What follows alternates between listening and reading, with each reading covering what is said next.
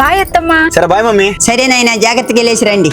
ఏవండి ఫంక్షన్ కి వెళ్తున్నాం కదా, అత్తమ్మని కూడా తీసుకెళ్తాం కదండి. అమ్మ అన్ఎడ్యుకేటెడ్ కదే, అక్కడికి వెళ్ళిన తర్వాత ఆ పాష్ కల్చర్ లో తను మేనేజ్ చేయలేదు. అక్కడికి అందరూ చదువుకునే వాళ్ళే వస్తారా? వస్తారు కదే. వాళ్ళు వాళ్ళ పేరెంట్స్ ని తీసుకొస్తారు కదండి.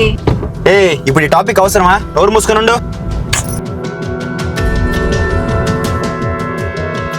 ఏమి నాయనా, తిన్నావా? ఫంక్షన్ కి వెళ్ళొచ్చాం కదత్తమ్మా, అక్కడ తిన్నాం. బాగా తిన్నాడు. అవును, మీరు వండుకొని తింటానన్నారు కదత్తమ్మా, తిన్నారా? ఎక్కడ నాయనా, ఈ బుడదాంతా ఆడుకునే సరిపోయింది. అయ్యో, ఇప్పుడే వండుతాను, ఉన్నాడు అత్తమ్మా. ఇదిగోండి అత్తమ్మా, తీసుకోండి.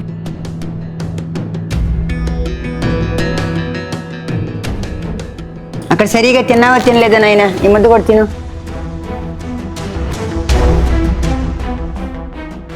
ఏమండి, మన చిన్న పాప కొన్ని రోజులైన తర్వాత పెద్ద అయిపోతుంది, బాగా రచ్చ చేస్తుంది కదా, అప్పుడు దానికి అంత పెద్ద లోక జ్ఞానం కూడా ఉండదు. అప్పుడు దాన్ని కూడా ఇలాంటి ఫంక్షన్లకు తీసుకెళ్తామా? ఖచ్చితంగా తీసుకెళ్తానే. ప్రపంచం ఏమనుకుంటా నాకేంటి, అది నా బిడ్డ. అలానే మీ అమ్మ కూడా మిమ్మల్ని చిన్నప్పుడు ఏ ఫంక్షన్ కైనా సరే నా బిడ్డే ఎక్కువ అని ఎంత రచ్చ చేస్తున్న సంకలోనే పెట్టుకుని ఊరంతా తిప్పేది కదండి.